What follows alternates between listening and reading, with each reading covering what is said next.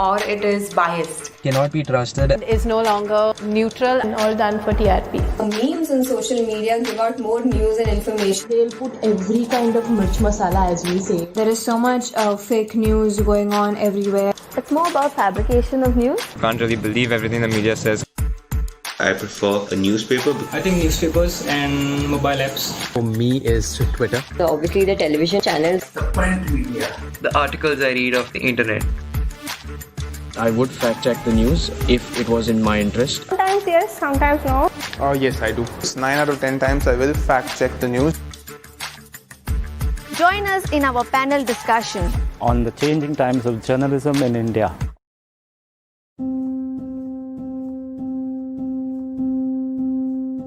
Hello and a warm welcome to this webinar, Changing Times of Journalism in India, organized by the Department of Mass Communication, Don Bosco College, Panjim, Goa. For those who are unaware of, Don Bosco College was started in the year 2001, and in the year 2007, the Mass Media Department was started. Recently, the nomenclature has been changed to Mass Communication. Needless to say, the students passing out are well equipped with knowledge and skills and acquire good jobs in prestigious firms. Journalism in India has come a long way and is looked upon as a source of valuable, knowledgeable and reliable information. Trustworthiness, honesty and unbiasedness are the hallmarks of journalism in India. I wish to thank the Mass Communication Department for organizing this webinar, as well as the panelist and the moderator, Mr. Ashley Rosario, for taking time out and presenting this webinar to you all. Thank you and God bless.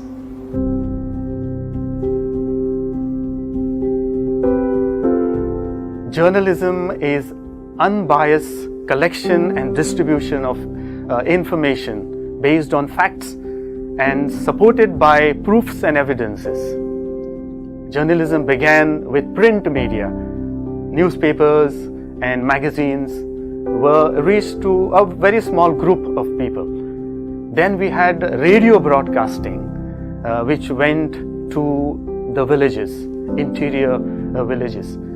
Then we had television sets coming in with one or two kind of channels at the beginning, and later on now we have hundreds of them, and the private players have entered inside it. Today the internet is booming, and the news dissemination which was coming on the print and on the broadcast radio and televisions are also having another platform. All of them are on the internet. And we have one more thing that has happened with the internet and social sites coming in and the smartphones in our hands. The citizen journalism has come in, and there is a lot of competition that is happening. We all need to be equipped with the necessary skills and know how the trends in journalism are changing so fast. There is lots of competition, as I said, and competition also gives rise to lowering of the standards of ethics in journalism. Right journalism means holding on to some standards of ethics. Truthfulness, accuracy and objectivity, coupled with accountability in what you do, in transparency in everything. Today we see lots of change that has happened because of a lowering of these standards. If you wish to be a good expert in journalism and do a favor to a nation, bring in, build a peaceful society, you can do very much. You can be of great help to society. If you hold ethics of journalism and know the skills in journalism, you can do much in this field. Learn the creativity and the art of a good journalist. And if you are really interested, join in the webinar and learn much more about journalism and changes that are taking place in journalism. All the best to all of you.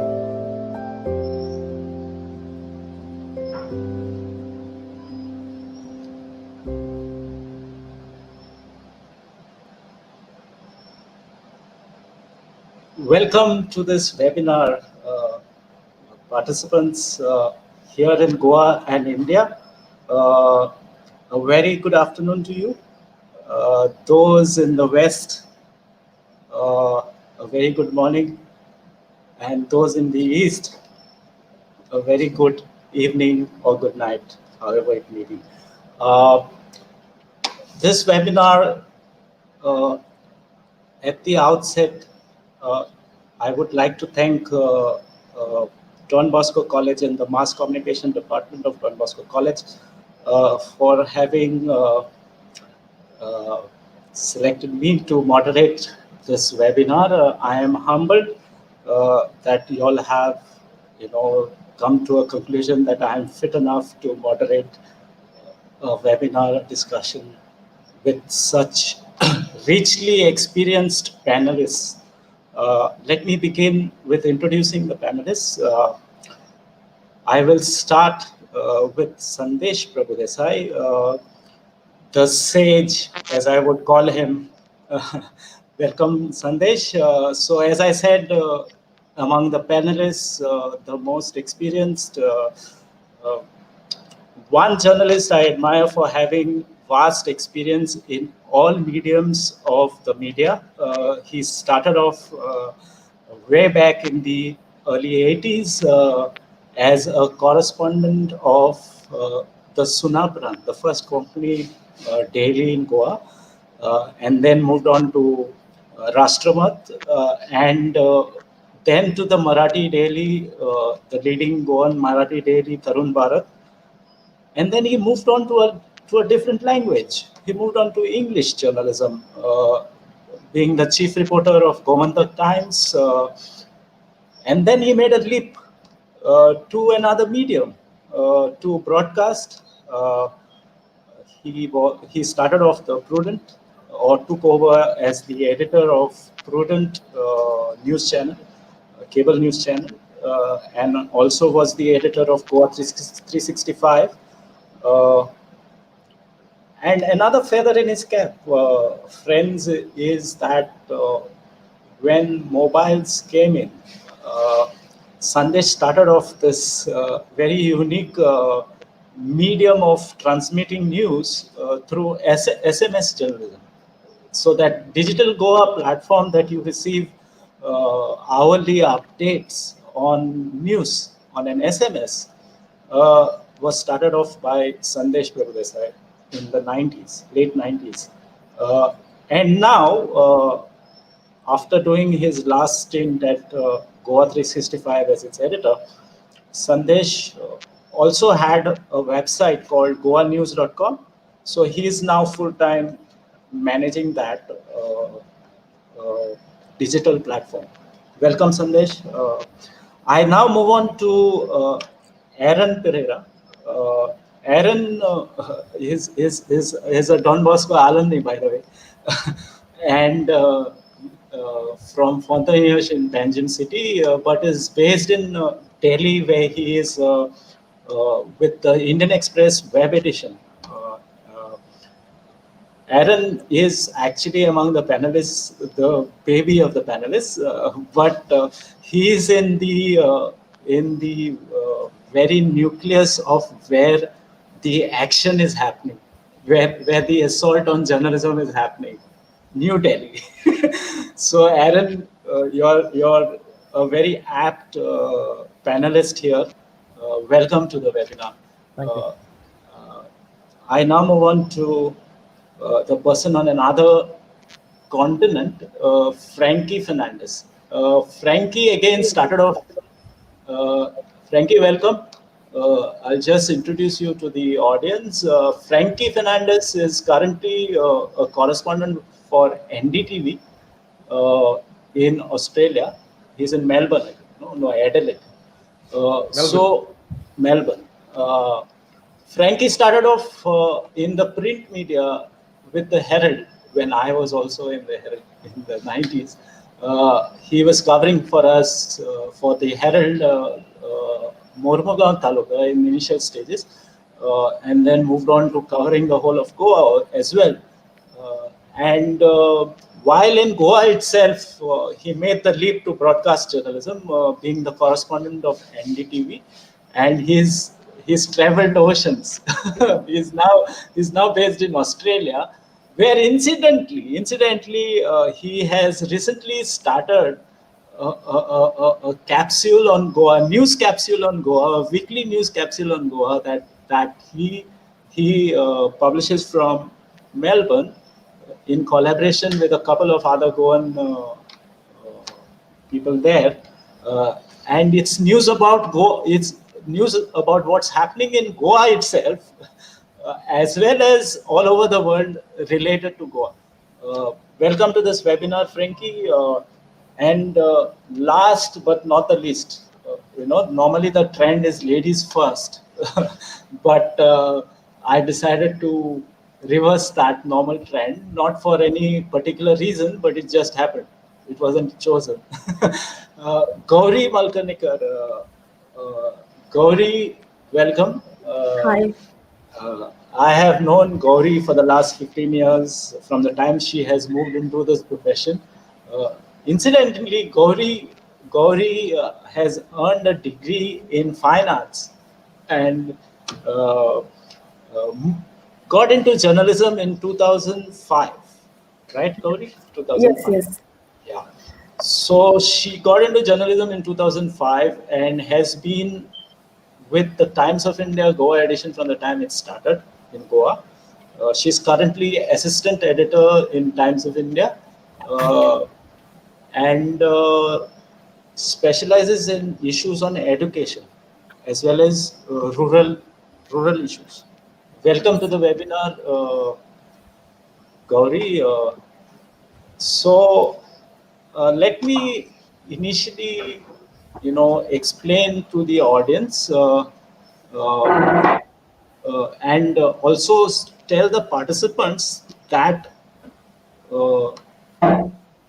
there is a feedback link in the description, which you may, at the end of the webinar, submit it to obtain your e-certificates for participation in this webinar. Okay, so the feedback link, it is in the description.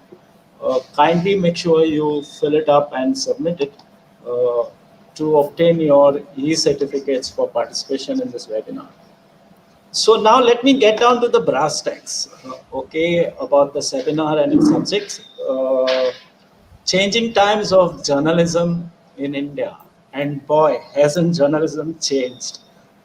At least for some of us who got into journalism in the 90s and for people like Sandesh in the 80s, oh my God, it has changed so much. So that is something that we are going to break down. Our panelists are going to break down in their presentations. How we will be going about this thing is, so basically there are 4 or 5 issues we have, kind of broken down the subject into. The first is technology. Technology has impacted almost every sector or every sphere of life. And so has it impacted journalism, and the media. For example, initially you had print having the preeminent position in the media. From the time journalism started to, say, the 80s, which was slowly, kind of elbowed out a bit by broadcast, that is radio and television. And now we virtually have a parallel medium in digital social media. It's virtually parallel, which permits a lot of, minute by minute journalism to happen. So that has definitely impacted journalism, no doubt about it. Although across the mediums, the basic tenets of journalism are the same. Okay, journalism is not different when you do it in TV. Journalism is not different when you do it in print. Journalism is not different when you do it through social media or whatever. The principles of journalism, the ethics of journalism remain the same across platforms. It's just that you have lesser time in the other platforms, in the digital platforms, to do what you would have otherwise done in print. So the number two factor, other than technology impacting journalism, is the business factor, the economic model of each media platform. Okay, obviously journalism cannot be done for free. Okay, the people who do journalism need to be paid, and to pay somebody to do a job, you need to earn from what you do. So obviously the business model of a particular news organization or a media organization does impact the journalism that organization does or that platform does, and how this is the second point that we will touch, that our panelists will touch. The third is, has there been an assault or has there been an impact on the freedom of expression of individual journalists and media persons because of the business of politics or the politics of business? Like, for example, let us take the contemporary shift that has happened in India, basically.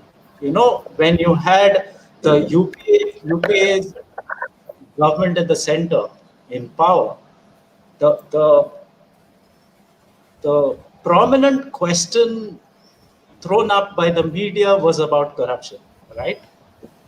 When, especially in the second term of the UPA, you had the 2G scam, you had the coal gate scam, and you had a number of other corruption-related issues. Then you had the huge India Against Corruption campaign that started off in Delhi and went across the nation. So that was basically dominating the discourse in the media. Corruption was dominating. Now you have the UPA. Of course, there are all sides of arguments that it was a bit overplayed. The corruption was overplayed at that time. These are questions being raised now, but that is the past. Then you had the NDA government coming to power, and the narrative in the media changed to this whole, right-wing ideology, this communalism, secularism debate, and it is being more sharp in the second term of the Narendra Modi or the NDA government.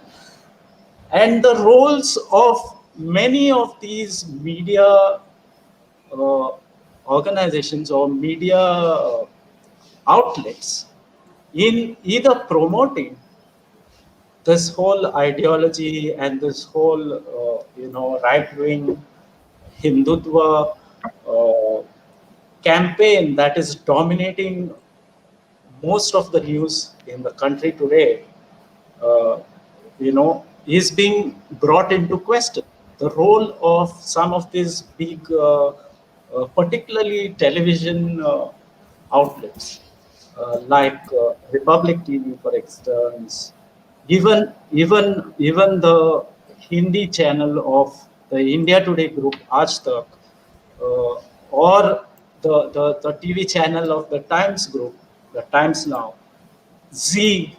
So a plethora of these mainstream media platforms and their roles in covering this whole primary debate in the media right now, or primary issue in the media right now, of the right-wing and fascist ideology creeping up. So that would be, and whether it has impacted the individual freedom of expression of journalists. Okay, and finally, the changes that have come in the way journalists practice their craft because of the COVID pandemic. Okay, obviously we have all been impacted. Every profession has been impacted by COVID pandemic,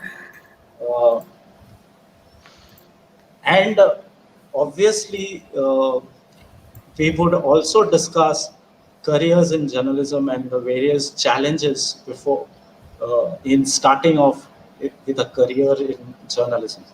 Okay, so I would in the beginning request Aaron. Aaron, are you with me? Aaron? Yes. Yeah. Yeah. Okay. So I would request Aaron to kick off the debate and with his oral presentation. Yeah, Aaron, over to you. Yeah. Thanks, Ashley. Hi, everyone. I'm going to start off with the last point that Ashley spoke about, not the education part, but the part about how newsrooms have changed and evolved in the last 8 months, primarily because of the pandemic, the COVID-19 pandemic. I'm going to break this down into two parts. The first part I'm going to talk about is how these newsrooms have changed and how journalists have been impacted.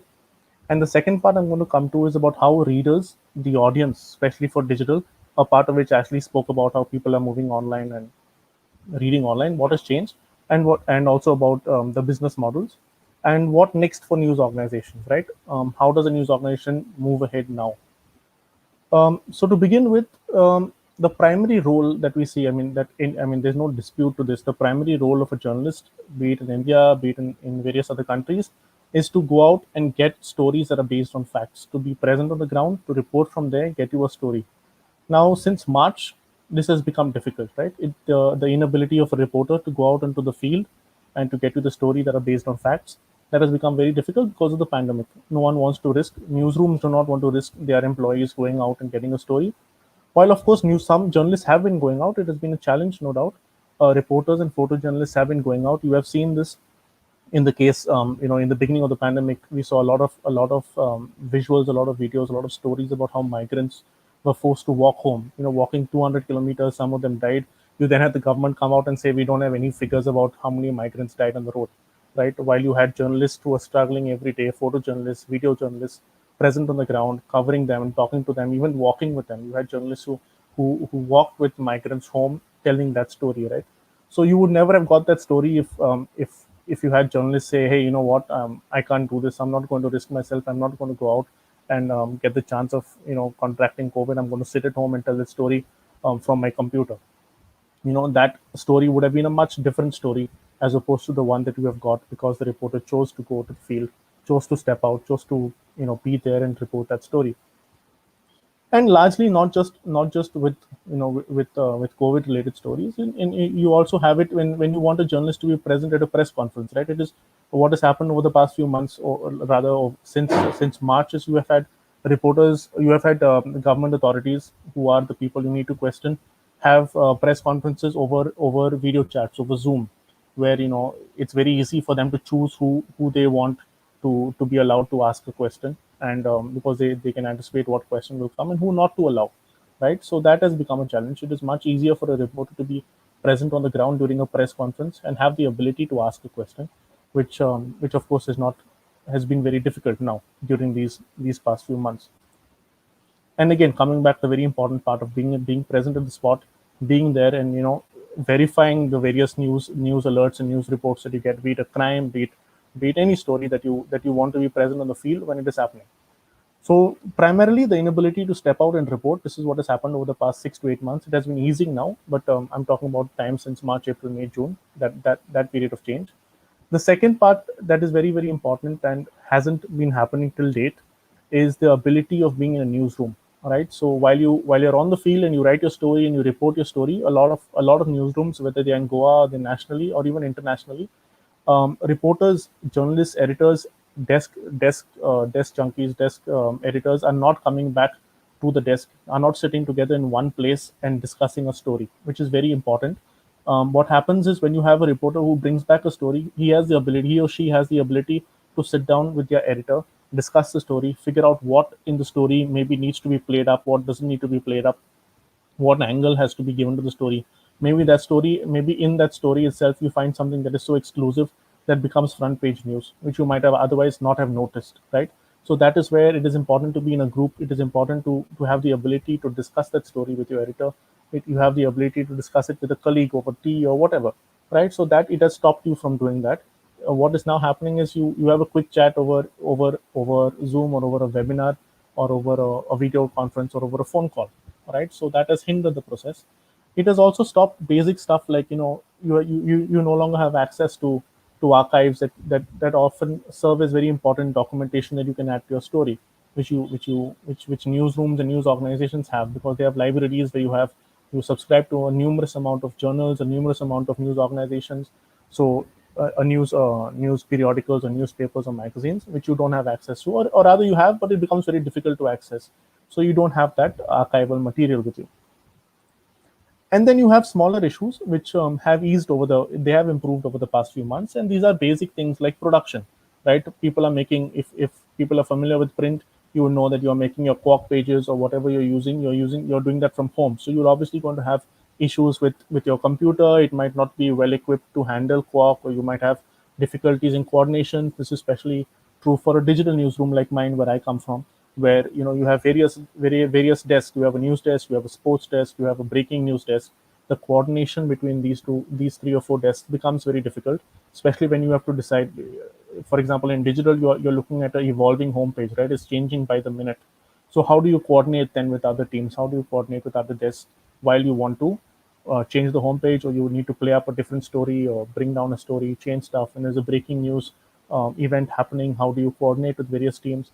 So all that has taken a hit. But over the past few months, most of the newsrooms in the country have been shut since March, if I'm not wrong, March or April at max. So over the past few weeks, over the past few months, these have eased out. So these are smaller problems. The larger problems, of course, being the inability to go out, which is now opening up. You're seeing that with the Bihar elections, the biggest event that is happening in India during the pandemic. Reporters are going out, people are on the field, they're covering rallies.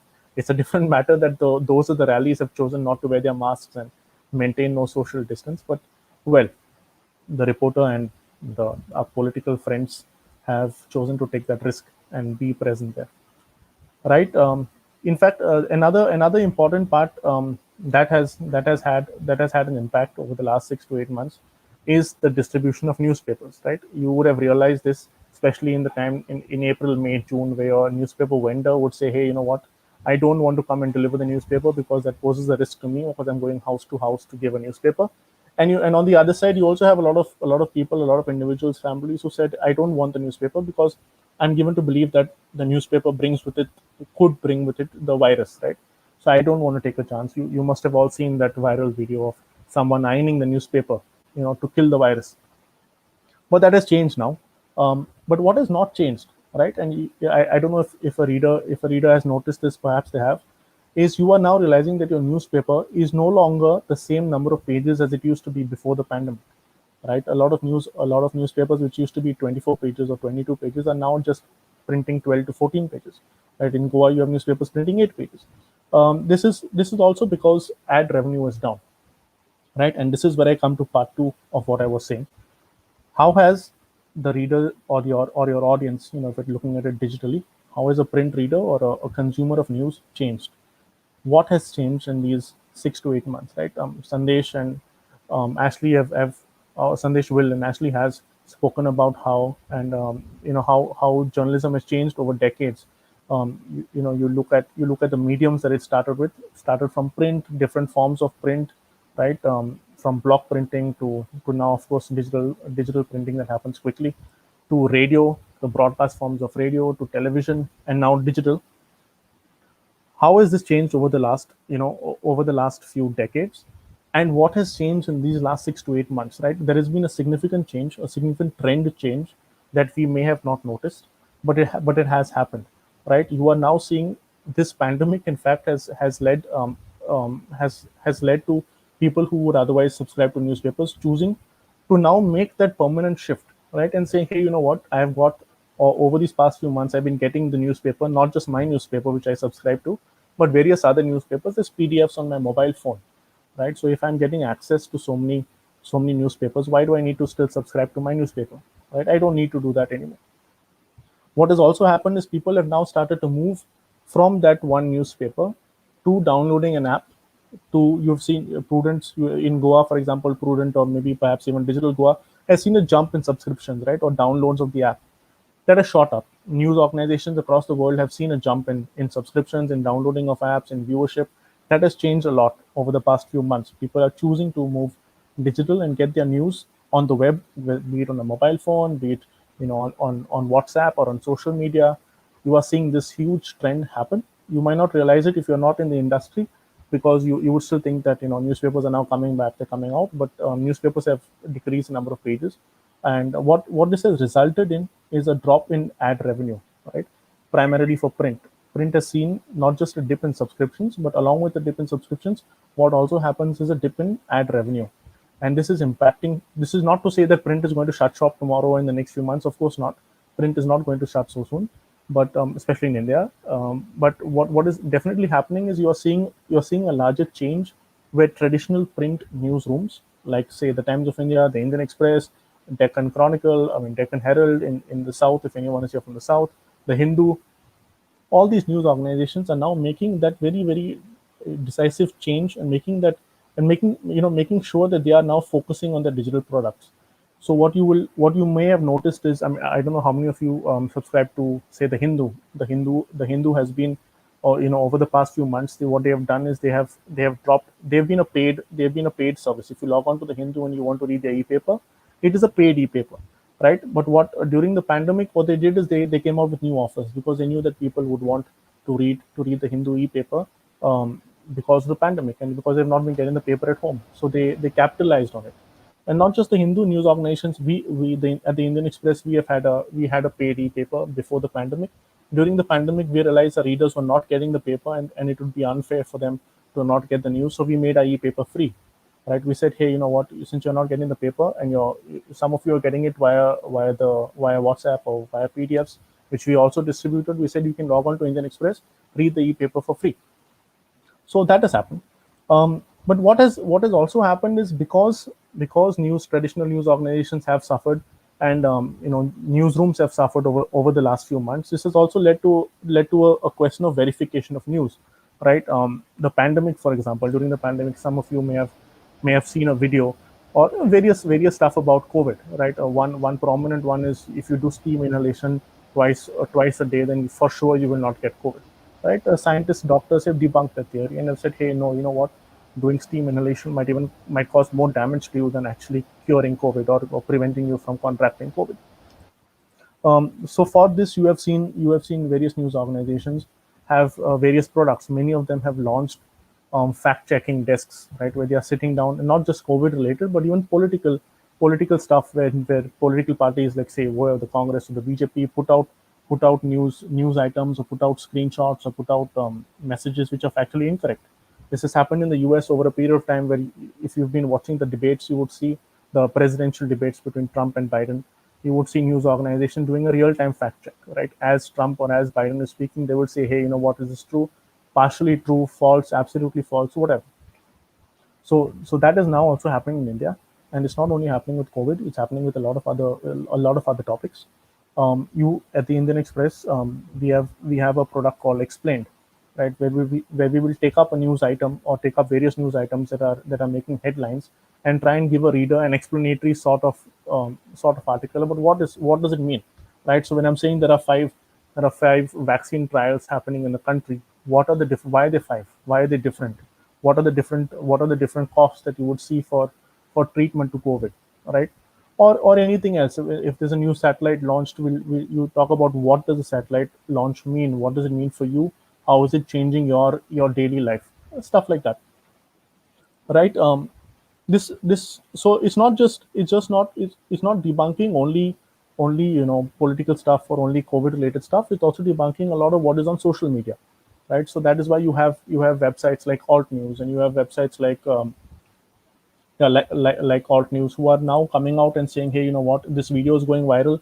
We are going to come out and tell you what part of it is from where, how many years old it is, how that is being, how there's a layer of fake news being added to this video and being circulated, whether it is a kidnapping video, whether it is a speech that has been very well altered and made in such a way that you are now believing that it happened a few days ago and is given a whole different context. So like I said, what is also happening now is with traditional print newsrooms realizing that there has been a shift in the audience where people are now choosing to get their news online or via a digital forum. They are now heavily discussing and heavily considering options about how you can capitalize on that. How can you earn revenue from digital mediums?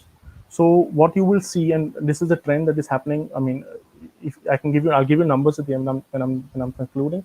You will see how newsrooms are slowly going to start how newspapers and news organizations are slowly going to start putting out paywalls for their articles online, right? You will see that happening in India as well. It has already happened globally.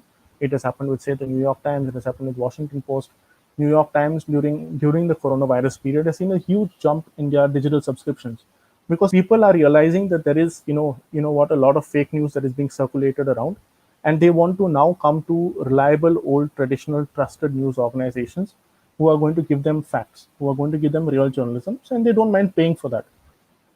Right, so you will see this happening in India. It's going to happen in the next 2-3 quarters. So in the next 9 months to a year, you will see a lot of the news organizations that you have been reading for free are now telling you, after you read maybe 3 or 4 articles, or some might even directly put the whole website behind a paywall and say, hey, if you want to read our stories, you need to pay for it. This is simply because there is this whole assumption, right? We tend to believe that what news can be free, but it's difficult. It's difficult for newsrooms to survive without a reader, whether it's a small amount or large amount, without a news reader consuming news and paying for it. It's very difficult for reporters to go out and tell that story. So for that to happen, I think you will see that shift happening. Whether it is, and it's not to say that you have not been paying for news. You have been paying for news in the forms of an advertisement, in the forms of, even online when you open any news organization, you will see banner ads. You're paying for it through that. But there's going to be a more concerted effort. There's going to be a more personalization of news that you will see happening. What is now going to happen digitally is when you log on to a website that has a paid product, you will get news that you are interested in. You will get news that is customized based on your reading habits, what you have been reading in the past, what news you prefer. So if you're a sports fan, you have a particular team, you will see that content coming up more for you as opposed to someone else who maybe is more business oriented. So that change is going to happen. You will have a more different experience. So I think you will see that slowly happening. It has happened with a lot of organizations. You're going to see that happening in the next 6 to 9 months. What you will also see are a lot of organizations who still believe, and fair to them, that the reader should not be paying for news, but what the reader can do is donate money, right? So you will see this happening with smaller organizations who say, we are going to give you our news, there's no doubt about that, but you donate some money, become a member of our organization, and we'll give you access to maybe, say, events. We'll give you access to come to our newsroom and meet our journalists, meet our editors, interact with them. But think about contributing for it, contributing to our cause, think about contributing to our stories. Right, so like I was saying, in just two small numbers I'll give you globally. Sorry for the dogs that have been around. Washington Post in the last, by the end of June, Washington Post saw 2.5 million digital subscribers, a huge jump for them. The same with Wall Street Journal. They saw 2.2 million digital subscribers at the end of Q2, that is in June. Sorry, Q1, that is in June. So yeah. This is primarily how I think newsrooms have changed, and newsrooms are going to evolve over the next 2-3 quarters. You will see this change slowly happening. This is, again, like I said, not to say print is going to die off. Print is going to exist. Regional is still booming. I think Sandesh will be a better person to talk about that. It is booming across the country, newspapers in regional languages. Newspapers will not die in India, but you will now see a significant shift happening to a digital medium. Ashley? Yeah. Thanks. I hope I wasn't Aaron, too fast. I very tend to go a little enlightening. too fast, but No, but you made your points very clear. You made your points very clearly. Thanks a lot for that oral presentation. Let's move on to our guy in Australia. Frankie, can you come in, Frankie? Yes. Yeah, Frankie, Yes, actually. it's the stage is all yours. Recount your experience of how journalism has changed over the 2.5, 3 decades that you've been in it. Yeah. Well, first I must say about Aaron, he's definitely set the bar pretty high. Some of the things that he spoke, I was not aware. I've been out of India almost about 12 years now, and nice to get a better perspective from his point of view and what he's shared with you guys. Now, television journalism in India has come a long way, especially with the advent of private television news channels since 2003. That was when NDTV started off. And thereafter, a few years later, the cable channels news started in Goa. Okay, journalism has evolved from words to sound, expanded from news to music, drama, audio films, live shows, lifestyles. The news cycle grew as radio could work 24 hours in a day, required more investment into signals, towers, studios, etc., which brought business interest into the media. Profits had to be made. Then came television. Words, sound, and images came together. News was immediate and rolled 24/7. It was delivered in small clips. I'm pretty sure you remember about the World This Week from NDTV. And thereafter, of course, we had Star News. And then again, we went all by ourselves, NDTV 24/7. Journalists spoke from the field. The scene came alive. People came alive. The reach was wider. Sometime across borders, the topics covered anything and everything. News, views, travel, technology, business, science, entertainment, documentaries. Demand for content grew. Journalists had to learn a wide range of subjects or specialize in one area or the other. Print and radio journalists were also forced into specializing, and in order to counter the quality journalism of news and television offered, print and radio had to invest more into investigative reporting, analysis, features, and technology. Investments increased. News began to be controlled by investors who had the money for such infrastructure, or by governments. Journalists lost importance and control.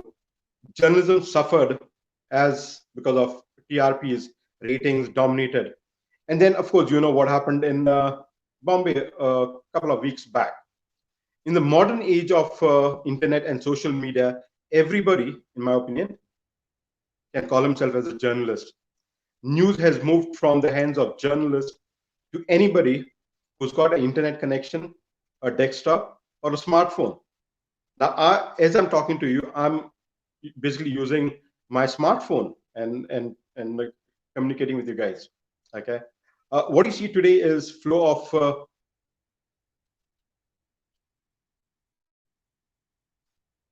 sorry, there was an incoming call. What you see today is flow and control of information, and content is democratic, but also low in facts and accuracy. People are both generators and consumers of information.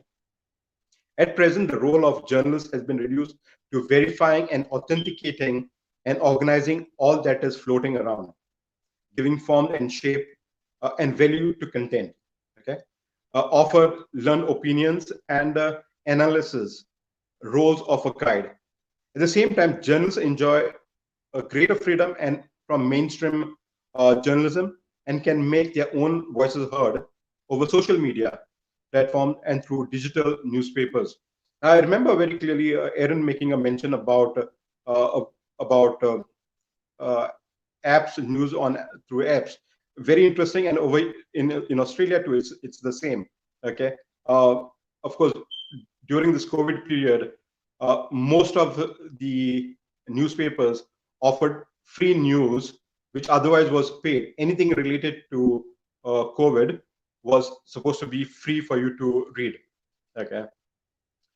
Today's the media industry is a big business. Understand that very clearly, requiring substantial investments. To sustain, media houses have to invest in several platforms: print, radio, social media. This calls for comparatively higher investments in technology and human resources. Now, this brings in the international investors who have such resources. As a result, the profit motive has come to dominate. Okay, news today is a business. This in turn has eroded credibility in the media.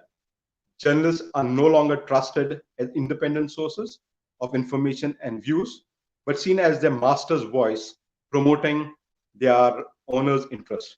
I'm pretty sure that's been happening in India and wherever it is, all across the globe. This has been happening. Big business invariably works with politicians who also lobby for their interest. When the two come together, the control over media strengthens, and independent, unbiased, trustworthy news takes a major beating. Okay, and it suffers a lot. We need to understand that. Now with COVID, the pandemic disrupted economic activity. Jobs have been lost, and public spending fell. That impacted revenue flow from advertisers to newspapers. Now, the pandemic also imposed lockdowns and curtailed mobility. Like, in case if you were out to gather information, it did hamper you a lot, forcing the readers to migrate to online platforms. The virus posed a risk to the health and safety of frontline journalists. Some died, many took ill, and were not even offered any health insurance or compensation for their profits. Fine. The protective gear, simple things like protective gears were not been provided. Some media companies forced employees to work from home and invest their own infrastructure.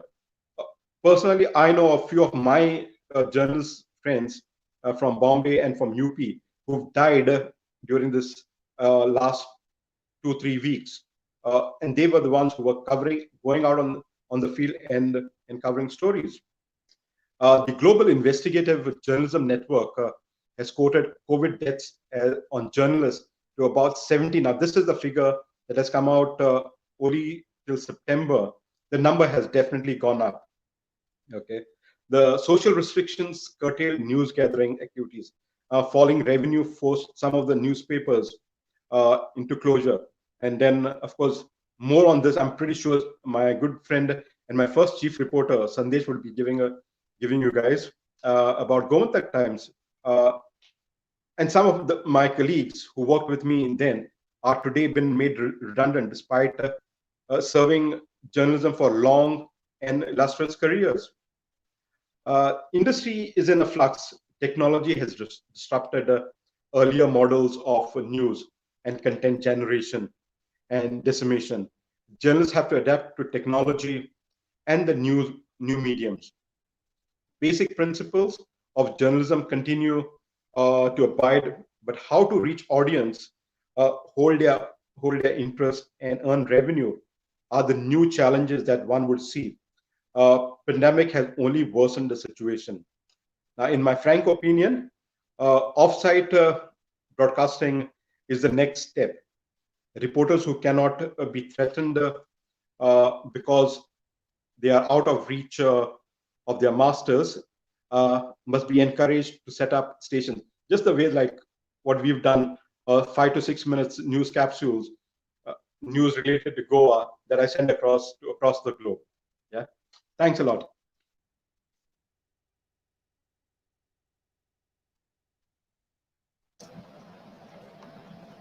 Yeah, thanks, Frankie.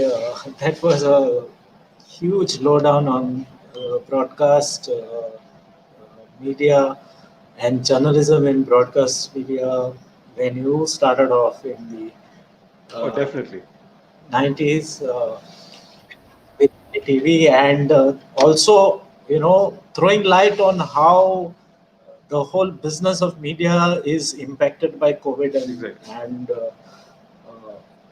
disruptions due to the pandemic. Thanks a lot, Frankie. Let's move on to the next panelist, 𝗬𝗏𝗵𝗹𝗀𝗀𝗃𝗃, Assistant Editor of Times of India. Gauri, can Hi. The stage is yours. Go ahead. Go ahead. Okay. So actually, you spoke about, you, Frankie, Sandesh sir, you spoke about, how journalism has changed a lot since the 90s. But actually, I started out as a reporter cum sub-editor in 2005. And even from that point, I think journalism has changed a lot. I mean, technology has changed journalism a lot, because from the initially when I started out, there would be one desktop in the office, and we would all be waiting for the person to finish, and then the next person. I mean, there would be limited number of desktop computers. I think now they are antiques. And also there would be one landline, and you're waiting for the other person to finish so you can make the call. So from that point, journalism has come. I mean, because of technology, the changes have been tremendous over the years. And also because, when we started out, like you said, I'm from fine arts background.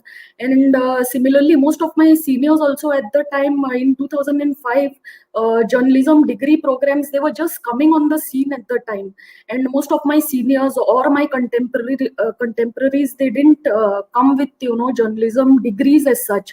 And most of the learning was done on the field, on the job, through the trial and error method, and also through mainly through mentoring from senior journalists. So with technology, yeah, definitely there have been a huge change, even for someone, a journalist who has started in the early 2000, mid 2000 as well. Over the last 15 years, the changes have been a lot. And today, I think another advantage of technology, I would say, is it has sort of democratized information, in the sense that on social media platforms today, you can add even MLAs or ministers or politicians as your friend on platforms like Facebook or other social media platforms. And even during the pandemic, we saw that, when any minister or MLA, they tested positive, the first thing they would do is, they would put it on their Facebook page or Twitter account that, I've tested positive, and then journalists would pick it up from there. This is earlier, maybe I think 15 years back, you or Sandesh sir can tell us, how it was possibly the politician will give it to only to the journalist or the newspaper to whom he has access, and not to others. And then then next day you read on the paper, one paper has it, next paper does, some other paper doesn't have it. It takes them one day by the time the news reaches them. So in that sense, it has technology has also democratized, I would say, information to a lot of to a major extent. And also, I think we should acknowledge the role of independent media or platforms, like you spoke about digital Goa, a platform that Sandesh sir had set up. I think it's a brilliant idea, because it came in the 90s, like you said. You have to just, even today, you can just pay a nominal amount, and you don't have to be a journalist. You can be any citizen. You get the news update on your mobile phone. So that's like if you think about it, in the 90s, when mobile phones were not available in everybody's pocket, it's a brilliant idea to come up with. And also all these, even on my social media accounts, whether it is Facebook or I just add almost everyone. 80% of the people in my friend list, I don't know them.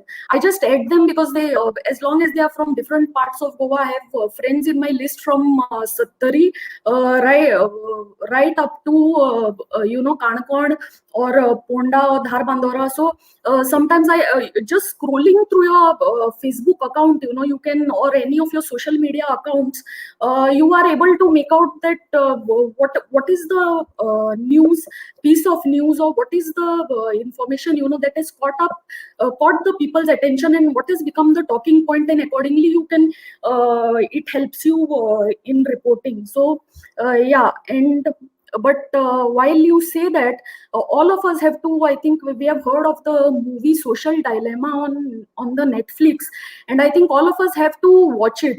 And I would especially recommend it for journalists and also students of media programs.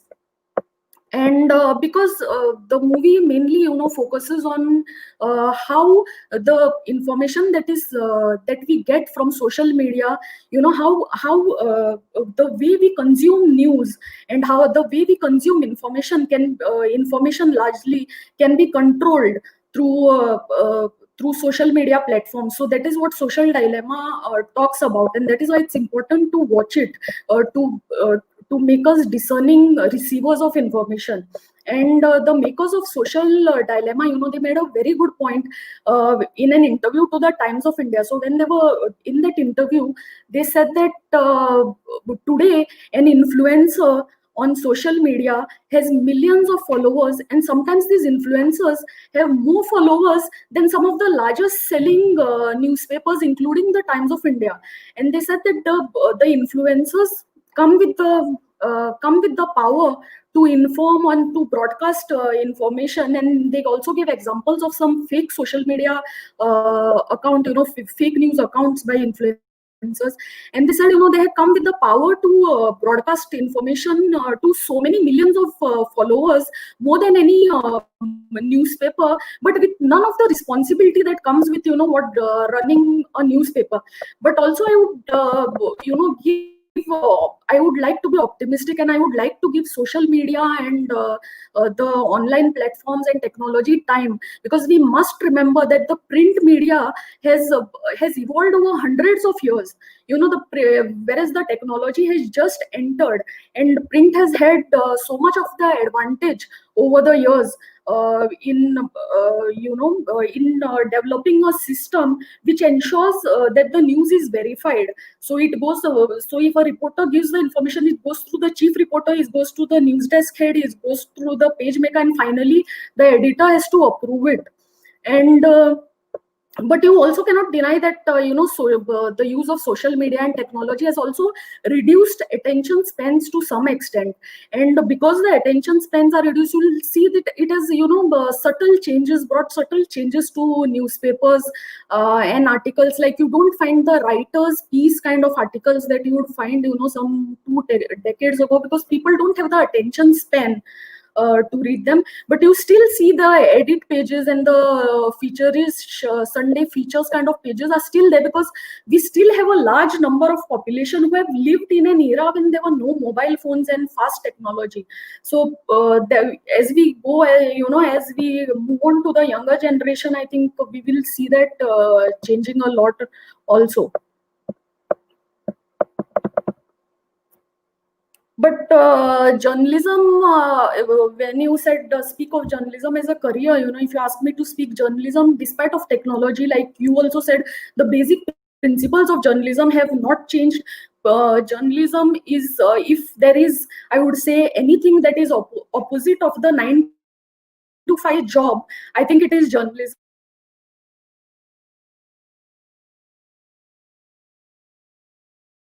Midnight I was sleeping at home. I have switched off. I've finished my shift. There's no such thing. That is what makes journalism a vocation. It makes journalism a calling.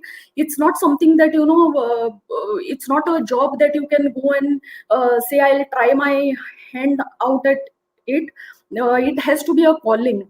And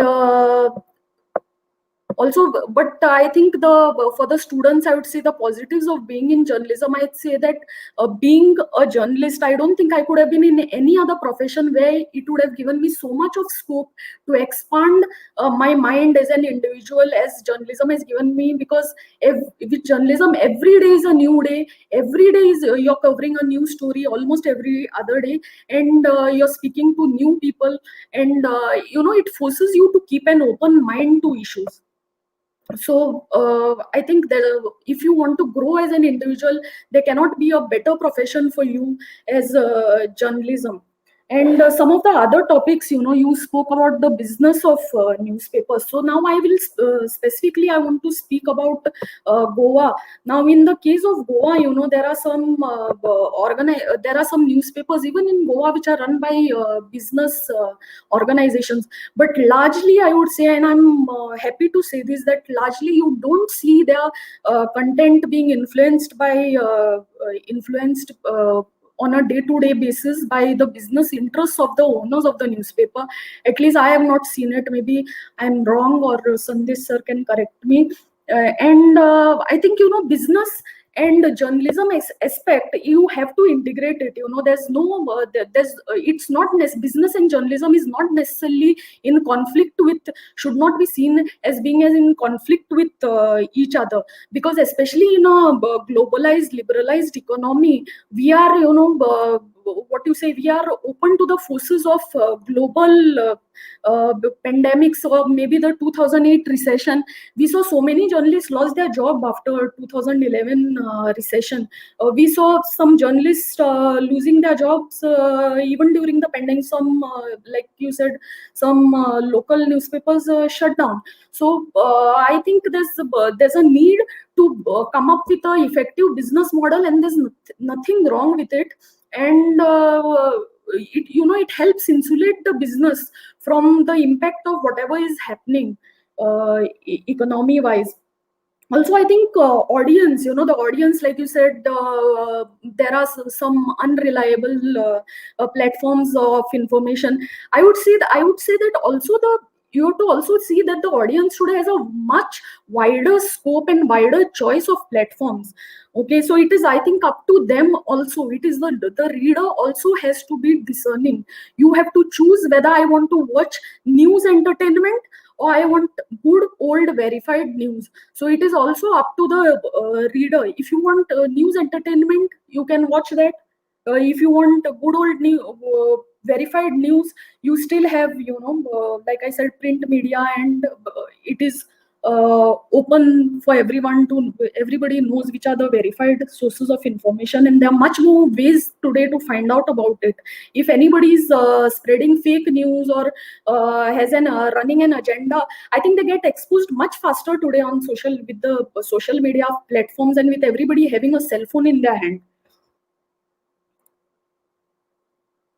Also, journalists sometimes, while speak specifically about Goa, journalists, sometimes I see that it may be an attempt also to make journalists look like, they are, whatever is given to the consumer is not verified, because during some of the political campaigns in Goa, I've seen that, there have been speeches saying that, these people are publishing information, don't necessarily believe it, and that sort of a thing. So I think today, like I said, the reader is very fortunate because they have much more wider choice and much more means of finding out. You only have to go a bit ahead. You have to just go the extra mile and make an effort to find out what is verified and what is not verified. Thank you. Yeah. Thanks, Ashley. Yeah. Thanks, Gauri. Very interesting points, particularly the one about attention span of readers having reduced because of the advent of technology, and those larger pieces of journalism on the print media no longer appear. So you have shorter articles, shorter news reports. Thanks, Gauri, for that fantastic presentation. I will now move on to, as I said at the beginning, the sage in the panelists, Sandesh Pravdesai. Sandesh, can I have Sandesh coming in? Yeah. Sandesh, the stage is yours. Yeah. Ashley, thanks. By the way, Ashley, our colleague, old colleague, Derek, is also watching us. He has given you regards and said, "Awesome hairstyle." It's a pandemic hairstyle. Secondly, just before starting, I'm really very happy today, not because of just a webinar on this, but all my favorite journalists are here. I'm very happy. It is. I have 2 slides, and I am right now. I mean, whether it is Frankie, Gauri, or Aaron, you're on field. I am off the field now, growing good. So I will give just little bird's eye view kind of thing. The one thing is that which Aaron has said, that changing mediums. Yes, mediums are changing from newspaper to radio to TV to the websites to now, I mean, which was there on PC. Now it is on mobile. So that way the mediums are changing. But main thing is that, is this a change we are talking about? When we are saying that journalism is changing, is it this change that the mediums are changing? I feel no.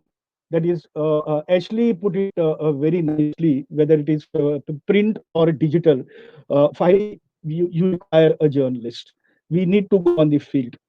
Nothing changes. The newsroom doesn't change so much. Maybe the mediums change for people. So what is it exactly? Now, right from the principal and the father, everybody has said that the media should be unbiased. I am really questioning whether media should be biased or unbiased. Now, all these students who are here, they will definitely say that yes, media should be unbiased. But I have a different view. I feel that media should be biased. And that bias is towards the truth, which is not happening nowadays. In the name of unbiased journalism, we are not digging the truth. And that is a problem with journalism today, I feel. Journalism has three sides of a coin. Coin has no two sides. Coin has three sides, and which is this side which you can see is an edge is very, very important.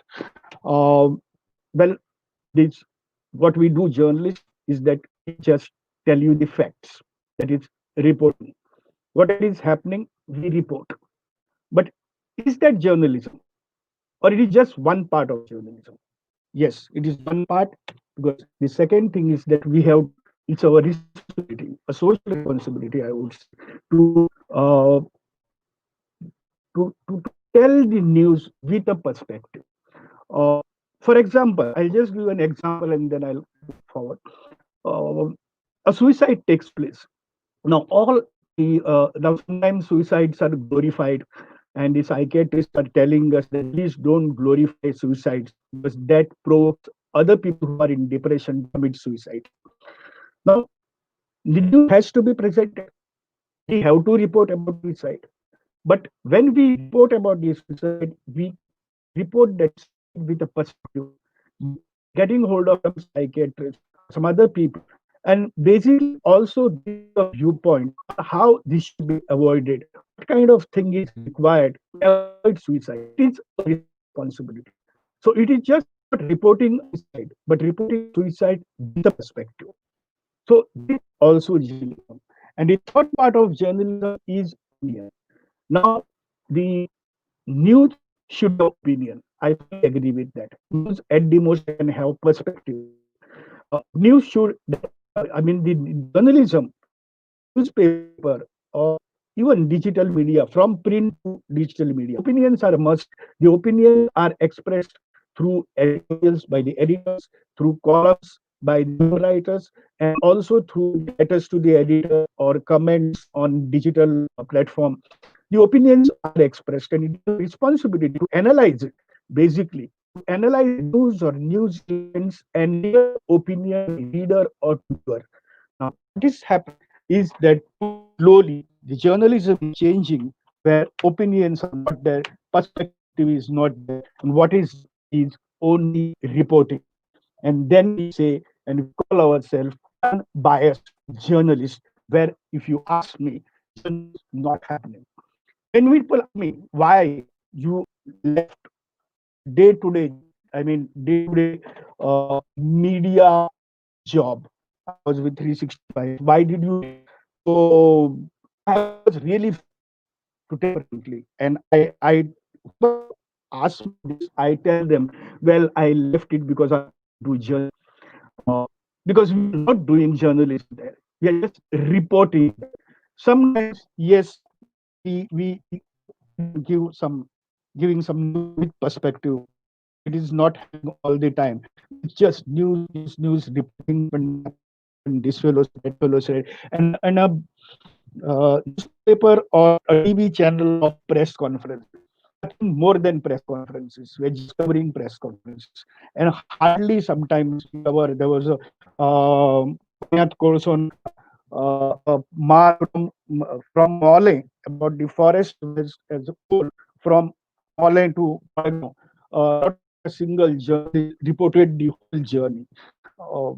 That could have been something different, which is not happening. So opinions are also not.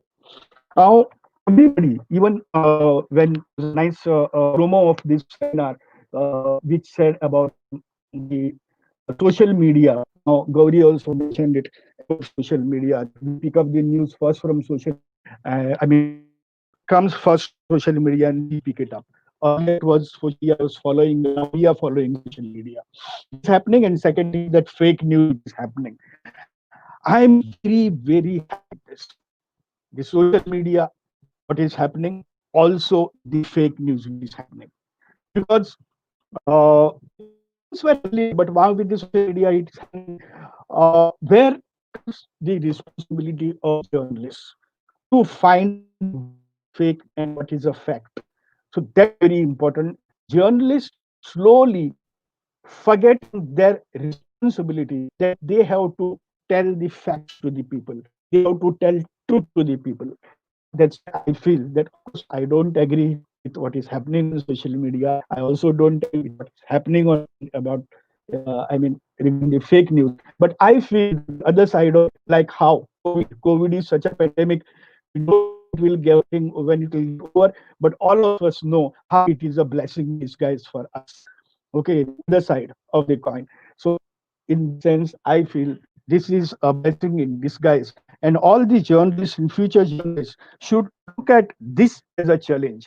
Social media and fake news should be taken up as a challenge. Then the journalism will be streamlined and will come on a right track, I feel. Now, what is the core of journalism? The ruler, the government, or who rulers, or the ruled, people who are ruled. What should be the focus? Should we be ruler-centric, or we should be the ruled-centric? We should always, focus the haves, or basically the problems or the agony of the have-nots, like Aaron mentioned about how journalism and migrants, the biggest exodus, I would say, the biggest exodus in the country. Even during partition, it was only at the border, but this was all across India. So haves and have-nots. Today, unfortunately, the journalism is becoming politics-centric and also the politician-centric. That is the problem. We are not thinking about the people. We are not going to the people and trying to find out what people are going through. Now that you get through basically from the official correspondents and not the journalists who are either in 𝗏𝗏𝗏 or Madgaon, said to say that it is not happening as it was happening earlier. That needs to happen. That is what I want.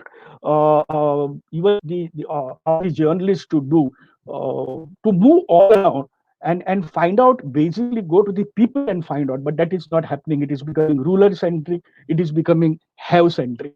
That is the problem. Another problem is the small versus the big.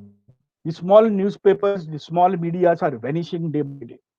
Okay, even in Goa, either they have to survive, they compete with chain newspapers. You just look at newspaper scenario in Goa, for example.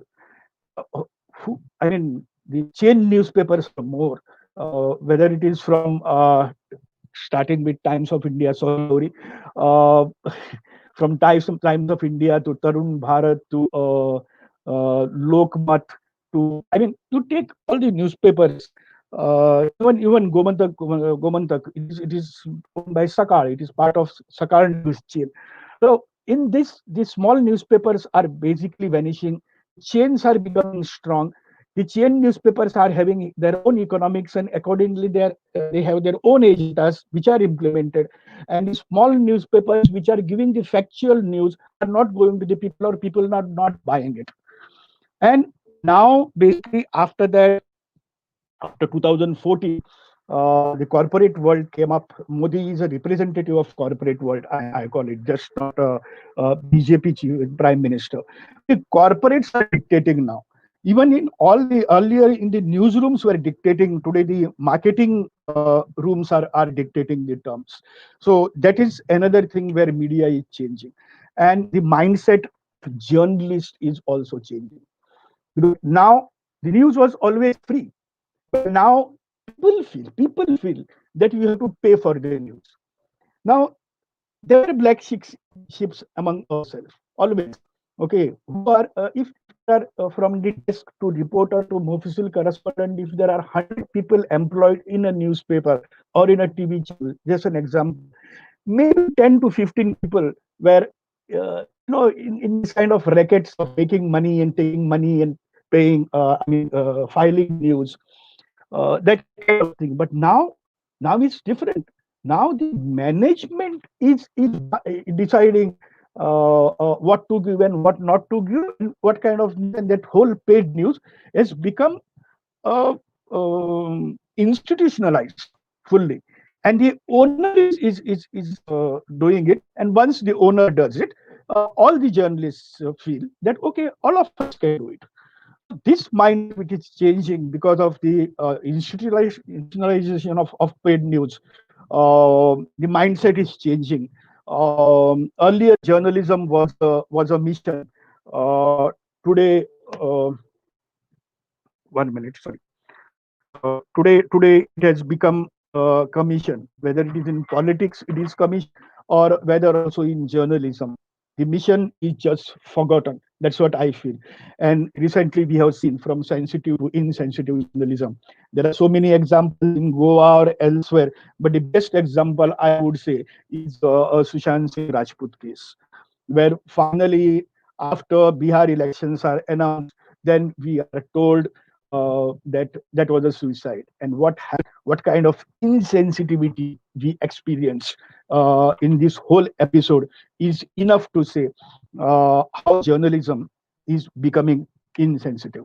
So this is the last slide, where I just found one John Spencer's quote: "When students learn to make sense out of their world, they become the people who will transform." I hope that happens. Thank you, Ashley.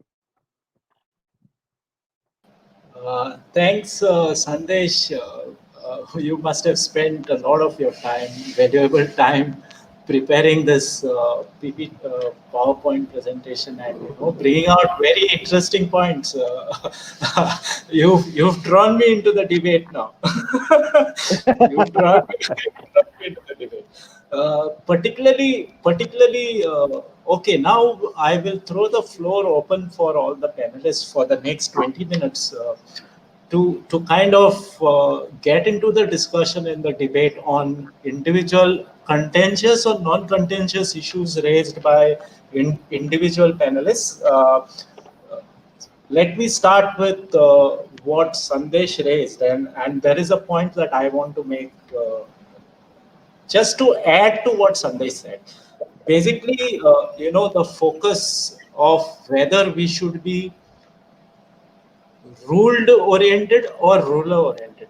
Okay, whether journalists or journalism should be focused or aimed at the ruled or the ruler. Sandesh did say that there is a tendency in the recent past or at the moment to be politician and the ruling politicians oriented. I will just kind of modify that of what I feel. I am also still on the field, Sandesh, and I'm not giving a bird's eye view. I'm giving a view from within.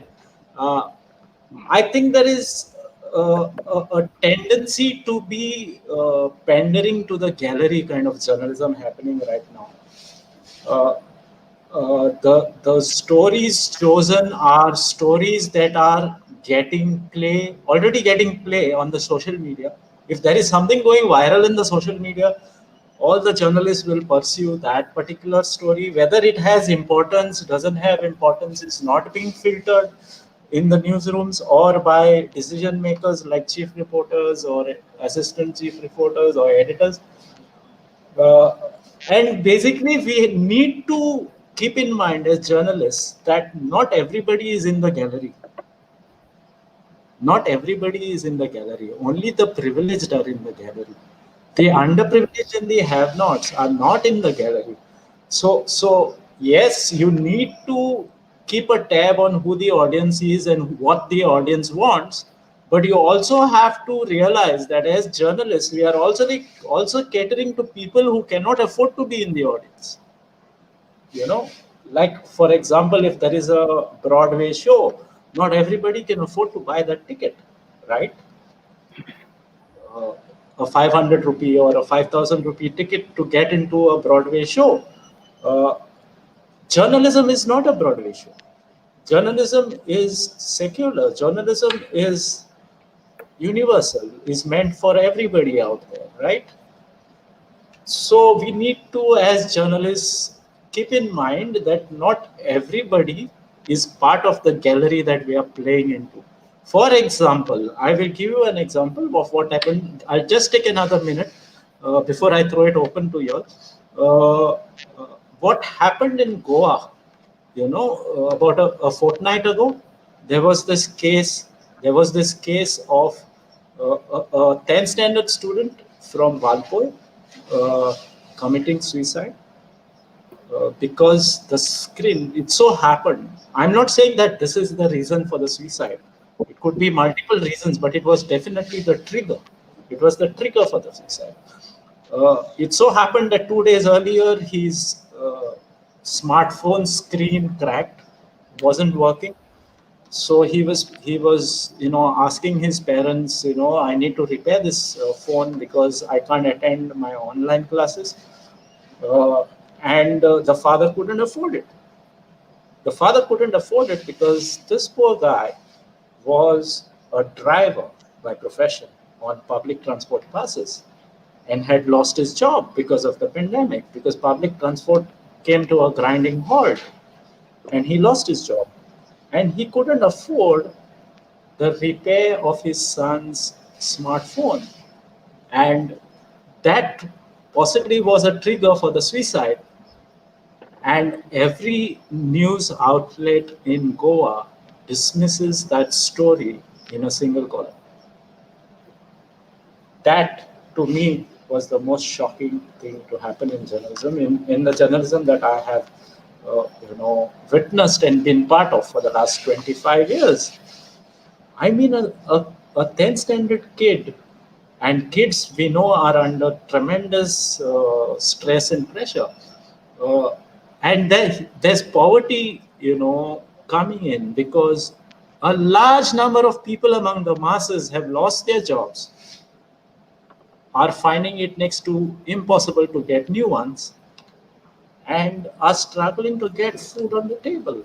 And yet the stories dominating our newspapers and our TV channels are he said, she said, and all political stuff, and quoting only politicians. So I throw this thing open, this discussion open now to this point that Sandesh raised.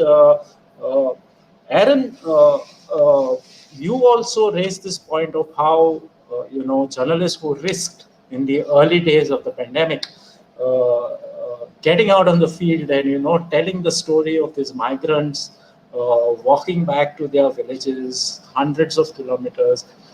So do you think generally, as Sandesh has pointed out, that the focus of journalism has kind of moved towards the haves rather than the have-nots? Yeah, I think what we are seeing slowly, you know, and across mediums, I don't think we should stick to it being, you know, in TV or in print or in digital.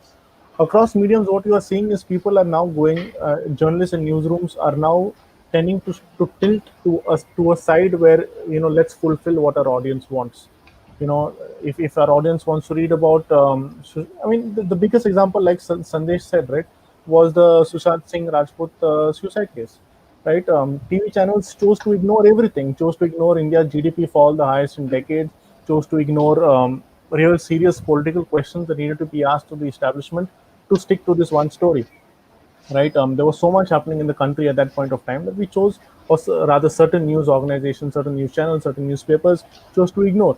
And they chose to pander to this fake, and a lot of it was fake, right? A lot of the Twitter accounts on social media, a lot of the Facebook accounts, Instagram accounts that suddenly came up with this Sushant Singh Rajput cause were fake. They were politically motivated. They were what you call paid accounts, and were obviously put up by political organizations or people with vested interests.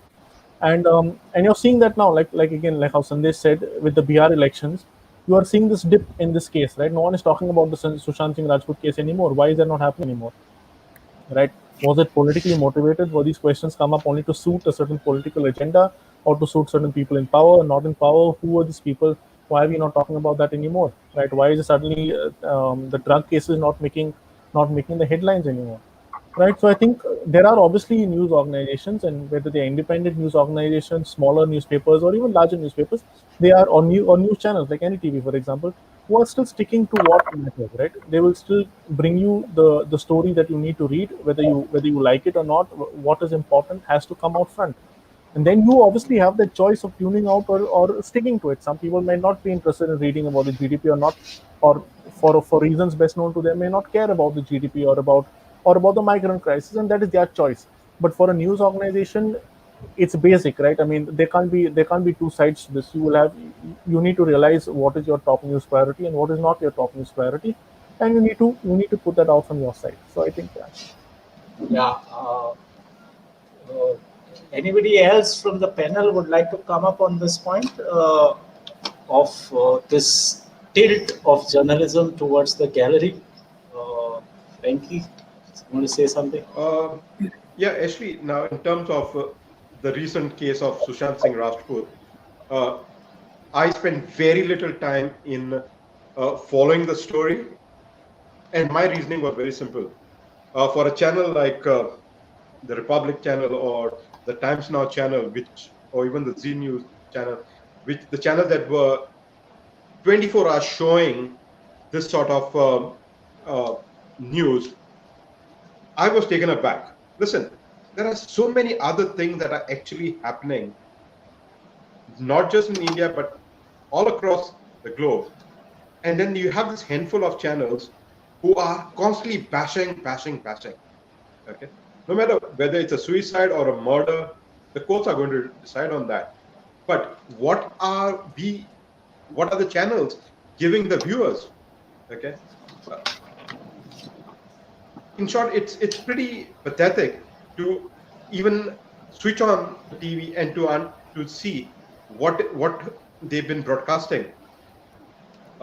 Then, of course, it all came down to the TRPs, which is again another saga. Still, the police are investigating into it. Having said all of this, I think we've lost in India the track of what exactly the viewer wants to see. I remember during the parliamentary elections, Dr. Roy went out, I think it was in UP or in Bihar, and he interviewed a young child who wanted to become a doctor. I don't know if you guys are aware of that, but that particular story played out so well. I had people, even sitting in US, complimenting on that particular story. Okay, I'm coming to a point where to say that, yes, this sort of human angle stories do have an audience, and give the audience those sort of stories, other than the stories which are just been manufactured and created because of various reasons. It could be politics or to just fulfill the wishes of the political godfathers. Yeah. Yeah, Frankie. We now move on to another issue that was raised by Frankie himself. Okay, where and I think even Gauri did touch on that subject of how journalists are currently, using remote sources remote sources to kind of follow up on a story. For example, what 𝗏𝗀𝗃𝗃 basically said was that technology, the smartphone, or the SM platforms, the social media platforms, has now made anybody and everybody a journalist. You know, this concept of citizen journalists coming in. You know, Gauri mentioned that this technology has made journalists kind of keep a tab on what's happening on Facebook, on Twitter, especially accounts of bureaucrats or politicians, ministers, MLAs, who put out events in their day-to-day life out on social media, and we pick it up from there and develop our stories from there. That is what Gauri mentioned during her presentation.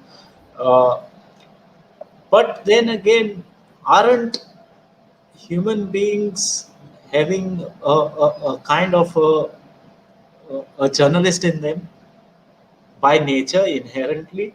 Like, for example, we get out of our homes every day and we do witness certain events in our lives, and then we absorb those events and we come back and we do disseminate, whatever has happened in our lives on that day to our friends, to our family. So we are basically absorbing a story and conveying it to somebody. So in a sense, we do practice a bit of journalism in our day-to-day lives, even if we are not journalists.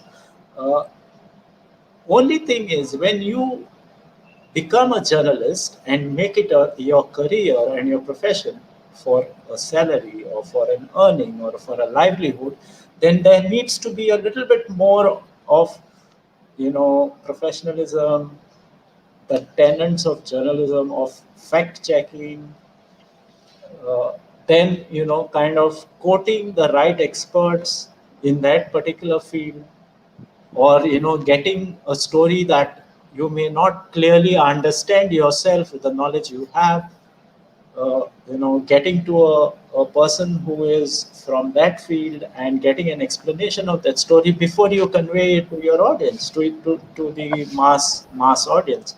So Sandesh, I think you also touched it in your in your presentation a little bit, that journalists are not going deeper to get the truth before writing their story or before presenting their story. Could you just elaborate a little bit of what you meant by that?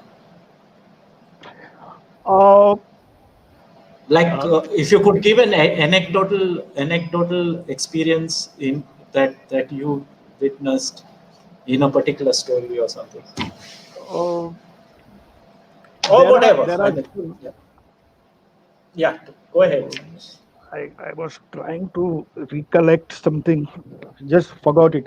But basically, you can hear me? Yeah. Go ahead. Go ahead. Actually, what I was basically saying is that I also, divided journalism in three parts: a news, a perspective, which also includes analysis and opinion. And from citizen journalism and all, yes, we can get the news, okay, through social media. But then it is our responsibility to, like what you said about fact checking, also putting it in certain perspective, also analyzing the news, also verifying is the first thing which we need to do. And then that is our responsibility. We in Goa have called 𝗦𝗏𝗯𝗵𝗂𝗏. We call them 𝗦𝗏𝗯𝗵𝗂𝗏. 𝗦𝗏𝗯𝗵𝗂𝗏 cannot be an advocat. He cannot be a lawyer. Okay, now Gauri has done a fine arts. She will say that yes, even she will agree that a normal painter and a student coming out from fine arts, these are two different things. That's why these institutions are required. So we need to create journalists who will treat a news with journalistic sense. That is important. Per se, giving news is not our responsibility. Treating the news treatment to the news is very important, which is not happening. For example, I'll tell you, just you said anecdote. I decided to get off the news, but I couldn't because certain things I just could not bear. For so long, there is an issue going on IIT in Sattari. And everybody is saying that IIT people are opposing IIT, people are opposing IIT. I was reading the news. I have some contacts in Sattari. I talked to them. I studied the issues. And then I came out with a program, just a 3.5-minute video clip, which said that 𝗨 IIT. This is not at all an IIT issue. And there, after that, I got so much of response. That video went viral in Sattari. But I got so much of response from the people of Sattari, including the people of IIT, that yes, you have put our problem in perspective. I had to just find out the whole thing, because that was not an IIT issue. It is an issue of land, the ownership of land, sort of 𝗵𝗏𝗯𝗵𝗂𝗏 issue. And IIT was just an excuse for that, because they are going to set up IIT there. That's all. But the issue they are fighting was the land ownership issue, who are cultivating the land. And that has been going on for ages, that they are called encroachers. And it is not only in that 𝗪𝗏𝗪𝗏, it is in the whole Sattari Taluka, 𝗵𝗠𝗎𝗎 Taluka, and Pedne Taluka. There are Alvaros, there are Aframen, there are government ownerships, there are Mokashe. So many issues are there. So this news, when we get that, okay, people are opposing, we need to find out why are they opposing, what is the basic issue, and then we need to put it in perspective. That is what I'm saying. Thanks, Sandesh. Yeah, very interesting example you gave me, and it really brought out the example of IIT 𝗪𝗏𝗪𝗏 really brought out the point you were trying to make in your presentation. True, I think a similar problem was in Concord as well, right? The IIT project 4 years ago was supposed to come up in Concord, and since you are from Concord and Concord is so dear to your heart, it is in my village. yeah. Concord is so close to your heart. It was a similar kind of a problem there as well. No. The shell, I know the point you're making. The 𝗪𝗏𝗪𝗏 is a little bit different in terms of the ownership and their identification as encroachers, instead of their rights being defined, they being cultivators of that land for generations. But the bigger issue with all this kind of opposition to projects and to things like the IIT in Goa is basically, this. It also has something to do with the identity politics, right? The identity, the Goan identity politics, and that kind of stuff. So I agree with you that the journalism in Goa hasn't really dug deep enough to bring out these issues that you have raised about IIT project in 𝗪𝗏𝗪𝗏. Thanks, and I think we will move on to the Q&A session. There are a lot of questions coming up from the audience. I will start off with this question for Gauri that has come from the pre-registered audience with us. I'd request Agnel to put it up on the screen. Gauri, this question is to you. In your experience so far, do you feel that there is an increase in the number of women journalists entering the field? Yeah, in recent years, there has been an increase, especially like I said, after this journalism program started. I see that there are more girls enrolling for these journalism courses than boys, and it has increased the number of females joining journalism as well. But it is also because now there's more awareness. There's this drop system that is being offered by many organizations, which I think was not offered before. So there was an issue in working on night shifts. There was this security issue. There was how will you travel, especially in a place like Goa, where public transportation, stops after 7 o'clock. So I think that drop system and journalism programs to a large extent, have helped more women come into it. But I must mention that we don't have a female editor. We have not had a female editor in Goa in any of the newspapers as yet. So though there are more women coming, we would definitely like to see more women in higher decision-making positions. Yeah. Yeah, decision-making positions are, it's a double whammy there. You have pressure from people who are working under you, and then you have pressure from the management. So you get sandwiched in between. Okay. Yeah. So the next question will take up. I hope the questioner has got her answer from Gauri and is satisfied with it. The next question from the audience, Agnes, can you put it up, please? The next question is a very general question that has come up is, are journalists pressurized or coerced into fudging stories to suit political and other agendas? Yes and no. Yes and no is going to be an answer to that. But I would invite Sandesh. Sandesh, you must have experienced the most of this. No, these things depend on the editor, I would say. Ultimately, the editor or news editor, if you are a reporter. In my life, I didn't face such kind of things, and as an editor, I also didn't do it. But we have our colleagues who brought a story, and the story was completely twisted by the editor and put it with completely different perspective as your byline. So such kind of things do happen. Not that they don't happen, but at least in Goa, I don't feel this is a general trend in that sense. And as far as basically fudging stories to suit political and other agendas, well, when you want to do it, I don't think there is something called special correspondent, which post existed only in one or two newspapers earlier, I remember. But those who want to take ahead their political agenda, they used to file the story as special correspondent. Mainly it was the editor who used to do it and file the story.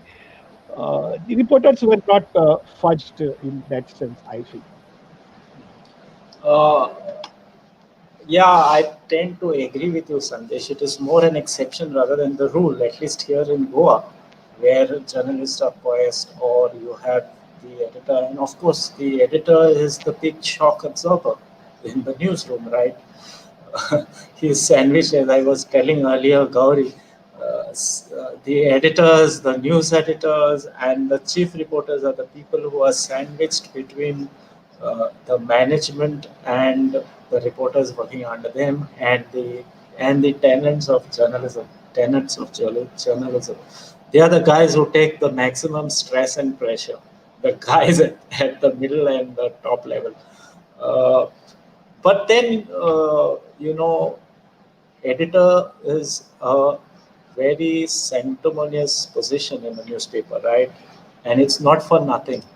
It's not for nothing that they have this very hallowed image or position in the newspaper setup. I will go to a next question. Okay, it comes from one of our colleagues only. Mahim Bhandari has sent this question of, how about political inclination of certain individual journalists? How ethical is it? Can Ashley, who was an ex-media coordinator of a political outfit, throw some light? Yeah, so that's a very pointed and a great question. Mahim, thanks for asking it. Definitely,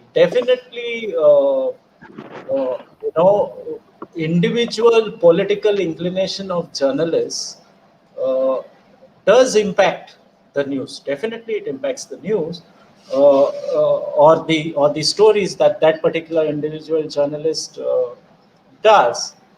But then, this question also affects another profession, which is or any person holding a position of power or position of to make decisions,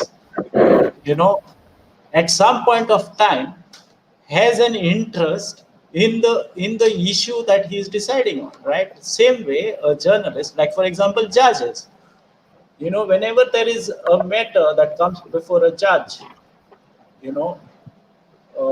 that comes before a judge, where he has had an interest in the past, judges normally decline to hear those matters. They say, not before me. So I think, having been in that position, as Mahim pointed out, yes, I was the media coordinator for 𝗵𝗲𝗊 Party in the 2000s, in the run-up to the 2017 elections, but I was not a journalist then.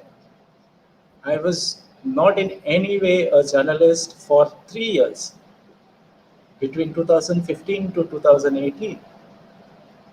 And in between, I was a media coordinator.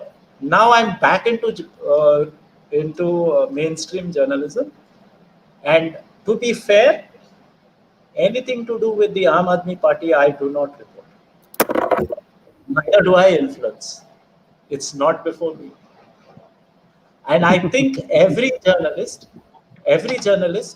who has had a political inclination of some sort, and I think they should have the freedom to make that choice. They should have the freedom to make their choice because they are also citizens, right?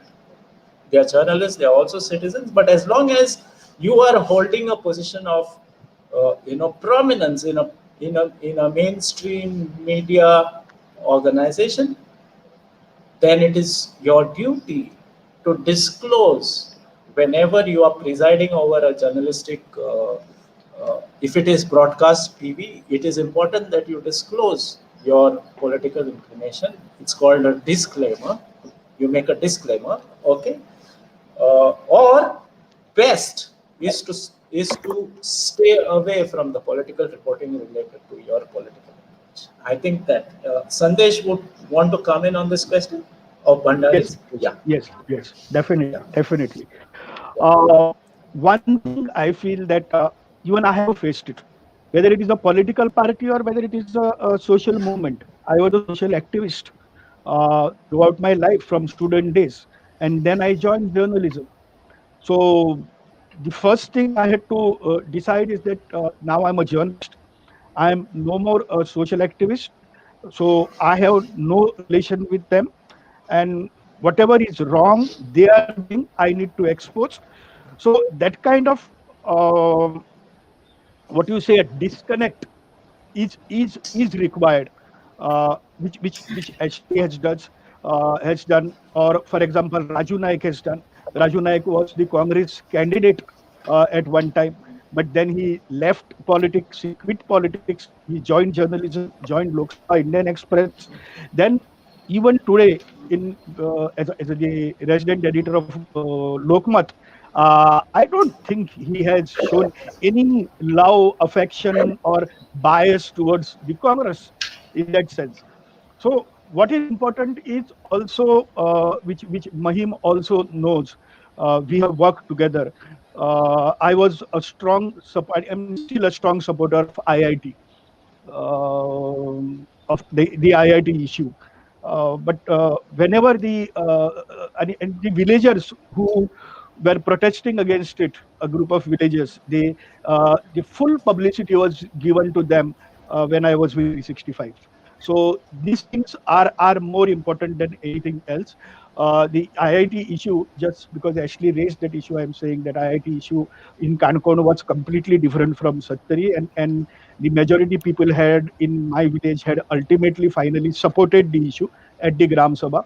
But for political reasons, it was shifted from Kankon. That's a different issue. But what I'm saying is that what Ashley says or what other people have done, it is not that our politicians, basically we, on my Twitter, I put my profile as working as a journalist, basically a social activist, always on the road. That is how I had put it. But once I become a journalist, I should get away from these things. But basically, the main thing is what? That we sometimes, being socially conscious and socially sensitive, get frustrated so much that even after writing, even after performing as a journalist, we are not getting justice. So at certain point of time, you feel that maybe I can do it by joining some other party. And we experiment it. We get frustrated there also. Then we come back and join as a journalist, right, Ashley? And that is what we do. Okay. But the main thing is what? That whether I am biased or not, and whether I am touching that issue or not. Like Ashley is saying, whatever comes about Aam Aadmi, not before me. That is important, I feel, because otherwise that's a stigma. This, like, people like Mahim will always question, how is that and how you are doing it or not. So in fact, it was a good thing Mahim asked the question, so Ashley could tell us the truth. Thanks. Thanks, Sandesh. One more last question before we wind up. I think we have another 6-7 minutes.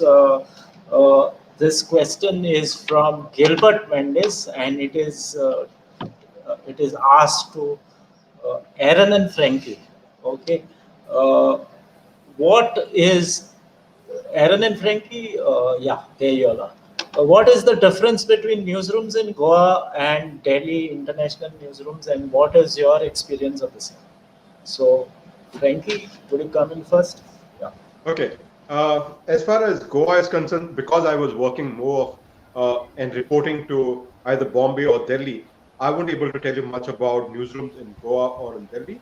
But in terms of international, yes, working briefly with the ABC or with Radio Adelaide in Adelaide, there's a lot of professionalism that comes over there in terms of the entire structure. What are the stories that you are going to be bringing? How are you going to get it? Who is your target audience that you're looking out for? And it's been worked over a period of time. It's no doubt both in television as well as in radio. You've got very limited time, but you have to put on your thinking caps and answer all of these questions. What is your audience? What is the story that you're trying to give out? And also issues as to whether it's for a local community or for a national level audience. All of these things come into perspective. So basically, I'm talking in terms of the international newsrooms, and it's basically either Radio Adelaide or the ABC, where they have a structure in place. Okay. Probably Aaron would be in a better position about how Delhi is. Well, thanks, Frankie. Well, in Delhi, and if you, I mean, I haven't worked in a Goan newsroom, but I've worked in 3 newsrooms outside Goa. I worked with the Hindustan Times, now with Indian Express, and then earlier with Network 18. What you largely see is a difference in scale, right? I mean, these are huge organizations, so obviously, like Frankie said, a level of professionalism sets in, but the basic tenets of journalism doesn't change. I don't think it matters which newsroom or where you are working out of. If your organization is hell-bent on following what journalism truly is, that does not change. What will change, obviously, is the scale, the number of people, the number of resources, technology. Largely, you have a huge difference in technology that you will see, and also especially in Delhi, which is the center, right? You are catering to readers from across the country as well as the globe. Unlike Goa, which will largely be local reporting. Which also, and doing this brings in questions of, how much coverage are you giving particular areas. So there has often been a huge problem for newsrooms that are based in Delhi, where the accusation is, you don't cover the Northeast, or you don't cover South, right? So you don't cover South enough or the Northeast enough. So how does a central newsroom or national newsroom balance this? So thank you, Gilbert, my old classmate from Bosco. Sorry, Ashley, if I can just come in earlier on the previous question that you were talking about. Just one thing, I think a lot of newsrooms today have put in place an ethics guidelines. A lot of organizations, when they send out reporters, especially to cover news events that involve protests or involve social causes, make it very, very clear that you cannot sign out a letter to the chief minister, or you cannot be signatories to that. You cannot be seen actively participating in the protest. So while you might strongly feel for the cause, and if you feel that it's going to hinder your story or it's going to come in the way of your story, then you should step aside and let someone else who have those views, but the bias should not reflect in your story. I think that is the crux. Yeah, so basically that not before me principle, exactly, that applies to judges as well. I don't think we have time for another question. Actually, so that's about it. I hope. You want to say something, Frankie? Please. Yeah, please, actually, please. At the start, Gauri made a very important remark, and she said, "Journalism is a calling." Okay, I'll take it a little bit further. The best a journalist can give is if he's got a calling in the profession. Okay, I can name you hundreds of journalists who've had the calling and who are able to give the best to the profession. Okay, and it's the bottom line is, yes, he has been called for this profession. There are others who've got the training, or they've got into the profession to show their power and might. Yes, but the best journalist, in my view, is a journalist who's got the calling, and I see that journalist as a journalist who's the best to give something the audience or the reader wants. The bottom line is the stories that are of human interest. I think that's a journalist who has got a calling can give out. Sandesh. I want to raise one question before the students, especially who are here, okay, who are or maybe our journalist colleagues. What is more damaging to the journalism? A person who quits journalism for a while, joins some political party, comes back, joins as a journalist, and says that whatever about this political party is not before me. That is more damaging.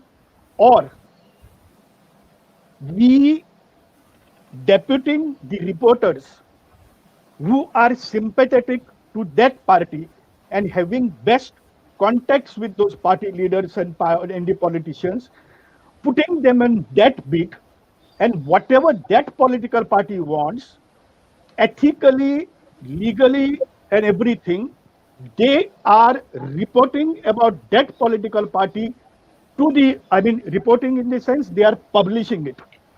So they are literally the agents of political parties working on that political beat. This is happening in the national capital or the big metros. In Goa, it doesn't happen. But I'm asking you, what is more damaging to journalism? I feel that, let people decide. I'm not saying anything. Point taken. Point taken. Okay, we'll take one more question, which because it is relevant, basically come from students. Agnella, can you pull it up, please? What are your suggestions to verify whether news is fake or real? Aaron, I think you being the digital guy. I think sorry, am I on? Yeah, you're on. I can help. If everyone has a pen and paper, if you can just take down this link, and this will give you a set of tools that will help you verify news. This is just a tip. If you're a journalism student or journalist, this helps you. It's bit.ly/verif tools, VERIFTOOLS. Right? If you open this link, you'll see that there is a list. I'll just say it again. It's bit.ly/VERIFTOOLS. Verif tools. Yeah. So these tools, yeah, exactly.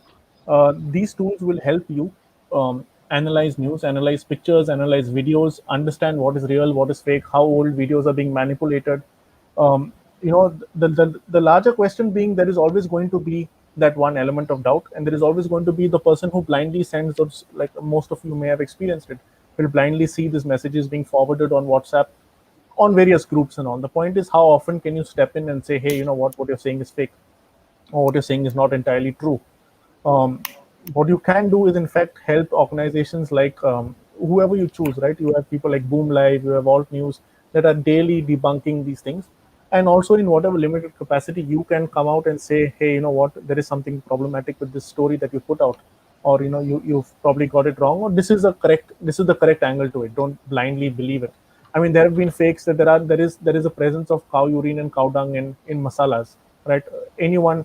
The problem, like like Gauri also said earlier, social media, of course, there is a benefit to it.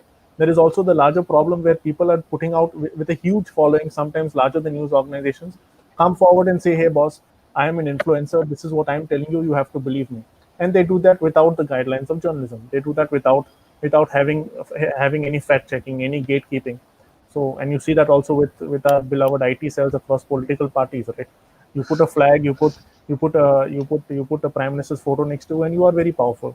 Without that, you are nothing, right? So, I mean, the larger question is, I think everyone needs to be a little more careful before they share stuff or before they read something, and use the tools and share the tools. Give it to everyone else, whoever else may benefit from it. Yeah, thanks, guys. Thanks, Aaron. Thanks, Sandesh. Thanks, Gauri, and Frankie for the time and for the effort you all have put in to bring up your presentations. Very, very, very interesting point brought out by each of the panelists. Gauri on day-to-day challenges faced by journalists currently. Frankie on his worldviews, on how he is doing a kind of a broadcast capsule on Goa and disseminating it across the world, sitting oceans away in Australia. Sandesh for his mind-blowing PPT and the question he has thrown to the audience and ask the audience to think for themselves and be the judges. Aaron for his presentation on how there's a huge shift to digital platforms, from audience shift from print and other platforms to the digital platform because of the COVID pandemic. And now we will close the session with a vote of thanks from the head of the Department of Mass Communication at Don Bosco's, Professor Nikita Chodakar. Yeah, Nikita, it's all yours. Yes. Thank you, Ashley. Our respected director, Father 𝗔𝗀𝗵𝗹𝗆, Principal Dr. Cedric Silveira, moderator for today, Mr. Ashley Rosario, our valued panelists, students, and friends. It's my pleasure to have been requested to propose the vote of thanks on this national webinar today. On behalf of my team at Don Bosco College, students, and the media fraternity, I, Nikita Sodankar, the head of Mass Communication Department, would like to thank our honorable speakers, Mr. Sandesh Prabhudesai, Mr. Aaron Pereira, Ms. Gauri Malkarnekar, and Mr. Frankie Fernandez for gracing this webinar and sharing with us your knowledge and experience. Big thanks for accepting our invitation and for enlightening all the participants with so much of valuable information with great energy and enthusiasm. You are definitely a great source of inspiration to all of us, and we surely remember and treasure all the insights you have shared with us today. We are all inspired by your great words, and my special thanks to our moderator, Mr. Ashley, who stood by us all the time and supported us immensely in making this a wonderful and a flawless session today. The webinar has definitely thrown light on various aspects of journalism and has also guided the youth to consider this field as one of the most prospective and challenging career opportunity. I may like to express a sincere appreciation to all the media channels for giving us excellent coverage. And lastly, my deepest gratitude and thanks to my entire department and my dear students for all the support in making this webinar a great success. With this, we now end the webinar, and thank you to all the participants for joining. Requesting the participants to kindly click on the feedback link that is posted in the description. We look forward to your continued support. Thank you, everyone. Thank you.